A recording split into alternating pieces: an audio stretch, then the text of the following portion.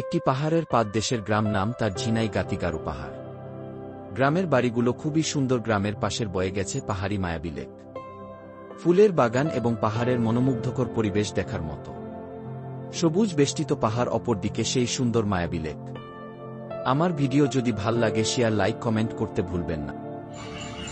এত সুন্দর গ্রাম দেখতে শুধু ভালোই লাগে। সবুজ বেষ্টিত, এত সুন্দর দৃশ্য, ফুলে ফুলে সাজানো অপরূপ দৃশ্য। পাহাড়ের পাদদেশে অবস্থিত আমাদের শেরপুরের ঝিনাইগাতি গ্রাম। এখানে রাতের বেলায় অপরূপ সৌন্দর্য প্রতিষ্ঠিত হয়। এই লেকের উপরে একটা ছোট ব্রিজ আছে, ব্রিজটি দেখতে খুব সুন্দর লাগে। আর রং বেরঙের ফুলে ফুলে সাজানো আমাদের এই গ্রাম। গ্রামটির পাশ দিয়ে রাস্তা বয়ে গেছে।